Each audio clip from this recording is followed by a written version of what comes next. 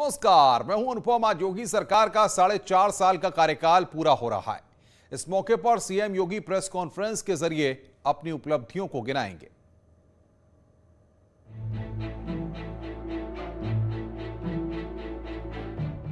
4.5 साल का कार्यकाल पूरा होने पर सीएम योगी सरकार की उपलब्धियां गिनाएंगे। 2017 में जनता ने बीजेपी को बम्पर बहुमत दिया था और उसके बाद सरकार ने 54 महीने में क्या क्या काम किया, उसका पूरा ब्यौरा मुख्यमंत्री बताएंगे, ताकि 6 महीने के भीतर होने वाले विधानसभा चुनाव में अपनी कामयाबी के दम पर ही जनता के बीच जाया जा सके।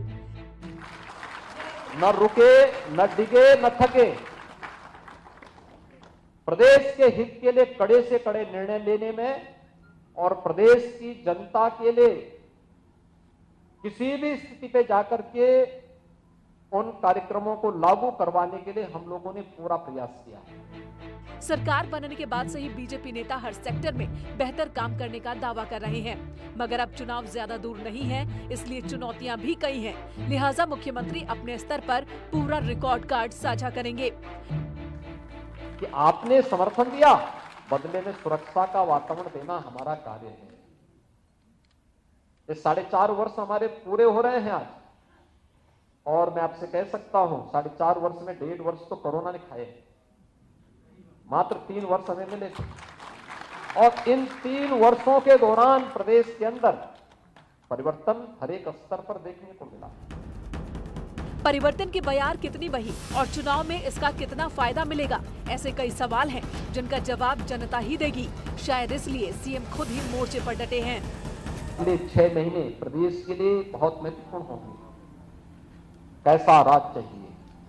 दंगा मुक्त, भय मुक्त, विकास और ईमानदारी से प्रदेश के हित के बारे में सोचने वाली सरकार चाहिए, या दंगाइयों को मुख्यमंत्री आवास पर बुला करके सम्मानित करने वाले वही भ्रष्ट, वही माफिया, वही पेशेवर वे लोग जिन्होंने प्रदेश की पहचान का संकट प्रदेश की जनता के सामने खड़ा किया था।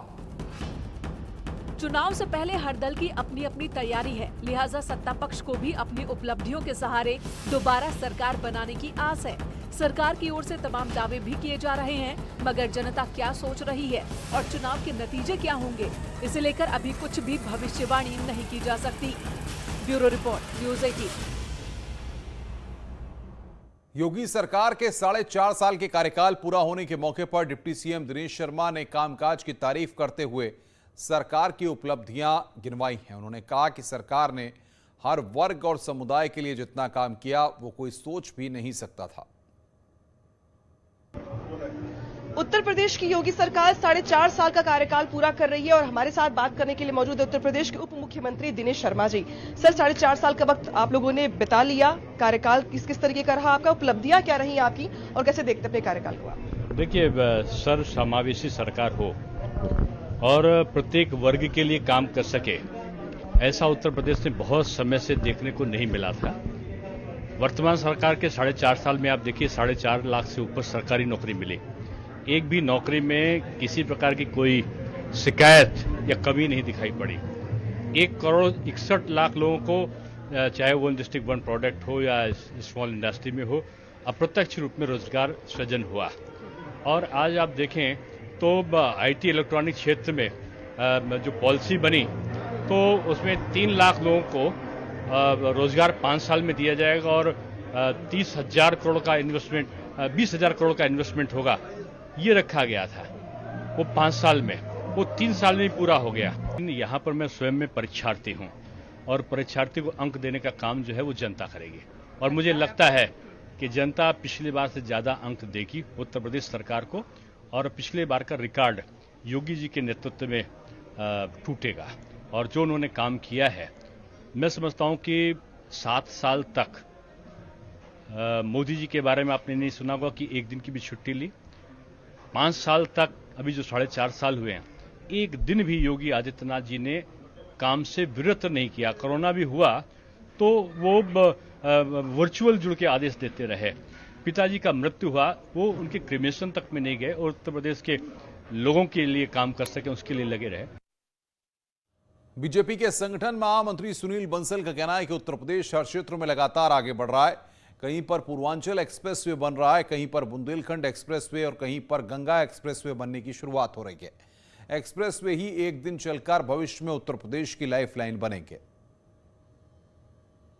ये सारे पूर्वांचल, बुंदेलखंड, गंगा एक्सप्रेसवे, ये जितने बड़े बड़े हाईवेज बन रहे हैं, आप देखेगा उत्तर प्रदेश की भविष्य में ये लाइफलाइन बनेगा। क्योंकि हर हाईवे पर, हर एक्सप्रेसवे के आसपास कहीं डिफेंस कॉरिडोर बन रहा है, कहीं पर कुछ बन रहा है, बड़ी बड़ी इंडस्ट्री आएंगी।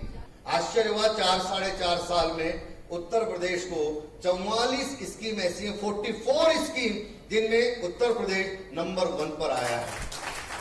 केंद्र सरकार की सारी योजनाएं, जितने भी प्रकार के सब अभियान कार्यक्रम चलते हैं, यानी उत्तर प्रदेश का जो बाकी स्टेट से कंपटीशन होता है, पहले उत्तर प्रदेश का नंबर कहां आता था आप सब जानते हैं, नीचे से आता था। लेकिन आज उत्तर प्रदेश 44 योजनाओं में नंबर 1 पर आया है। और बातचीत करने के लिए हमारे संवाददाता हमारे साथ जुड़ रहे हैं। अनामिका सिंह लखनऊ से हमारे साथ है। अनामिका, 4 साल आज जैसे 4.5 साल का वक्त होता है, ये जिस तरीके से बीता है, उपलब्धियों भरा रहा है ये सफर। और देखिए, शायद यही वजह है कि जो उपलब्धियां रही है सरकार की, वो बताने के लिए मुख्यमंत्री योगी आदित्यनाथ खुद प्रेस ब्रीफिंग करने वाले हैं। मैं लोक भवन के ठीक बाहर मौजूद हूं और लोक भवन के भीतर कुछ ही देर में मुख्यमंत्री योगी आदित्यनाथ की प्रेस कॉन्फ्रेंस होने वाली है और वो ये बताएंगे कि 4.5 साल में सरकार ने कौन कौन सी लोगों के लिए योजनाएं चलाई, उसका कितना फायदा लोगों को मिला भी है। लेकिन बड़ी बात यह है कि 4.5 साल के कार्यकाल में सरकार के सामने जो चुनौतियां थी कोरोना की, उस बीच बहुत सारी उपलब्धियां भी हैं।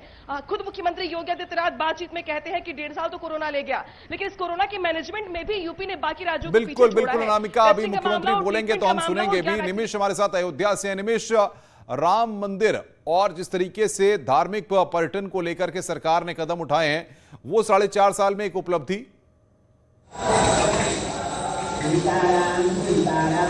देखिए अनुपम, अगर अयोध्या की बात करें तो अयोध्या पिछली सरकारों में उपेक्षित थी और 4.5 रही। बिल्कुल मैं इस बात से सहमत हूं कि महज 3 साल का, 1.5 साल तो कोरोना में काल खा लिया। उसके बावजूद अयोध्या की जो उपलब्धि है वो अयोध्या के लिए बहुत ही विश्व के मानचित्र पर अयोध्या को स्थापित करती है। चाहे वो दीपोत्सव हो, चाहे वो राम की पैड़ी हो, फिर अंतर्राष्ट्रीय हवाई अड्डा हो, या फिर अंतर्राष्ट्रीय बस स्टॉप की बात हो, भजन संध्या स्थल, बहुत महत्वपूर्ण बात, यानी कि विकास वाली बात आप कह रहे हैं। प्रयागराज से सर्वेश हमारे साथ है। सर्वेश, माफियाओं पर कार्रवाई इस सरकार ने की, जो माफिया पिछली सरकारों में फलते और फूलते थे, उन पर बुलडोजर चलाया गया।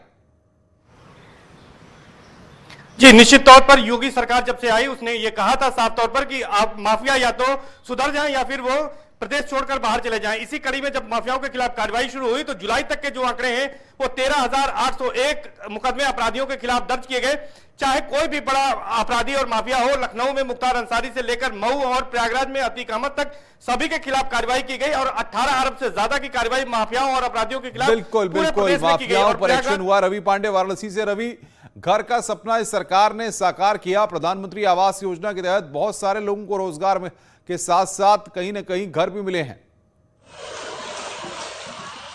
जी बिल्कुल अनुपम, अगर 4.5 साल की उपलब्धियों में बात करें तो प्रधानमंत्री आवास योजना के अंतर्गत योगी सरकार ने 42 लाख जो आवास है उनका निर्माण कराया। अगर वहीं इस आंकड़े की बात की जाए 2007 से 2016 तक, तो अखिलेश सरकार में 13 लाख और बीएसपी सरकार में 16 लाख निर्माण योजनाओं का आवास योजना का निर्माण कराया गया। तो अपने आप में एक ये बड़ी उपलब्धि है, इतने बड़े संख्या में आवास गरीबों तक पहुंचाया गया। बिल्कुल, निखिल भी हमारे साथ मेरठ से। निखिल, उज्ज्वला योजना के तहत हर घर में तमाम सुख सुविधाओं की कोशिश यहां पर योगी सरकार ने की है, जिसका लोगों में असर भी देखने को मिला है।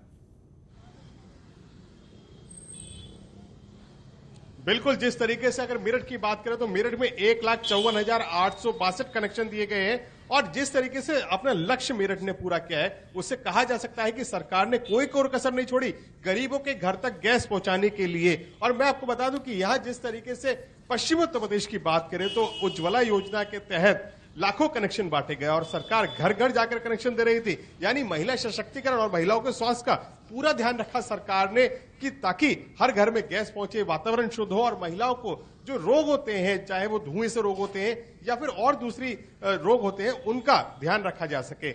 उज्ज्वला योजना और महिला सशक्तिकरण आपस में ज्वाइंट है और इस तरीके से घर घर गैस पहुंचाने में बिल्कुल, आप सबका बहुत बहुत शुक्रिया हमारे साथ जुड़ने के लिए और सिचुएशंस को बताने के लिए कि किस तरीके से सरकार ने अलग अलग मोर्चों पर, अलग अलग सेक्टर्स पर लोगों की मदद की और यह सरकार की उपलब्धियां तो शायद अभी थोड़ी देर बाद उत्तर प्रदेश के मुख्यमंत्री योगी आदित्यनाथ अपनी प्रेस ब्रीफिंग में गिनाएंगे भी। तो तो यार रुक रहे हैं ब्रेक के लिए। खबरों का सिलसिला लगातार जारी है।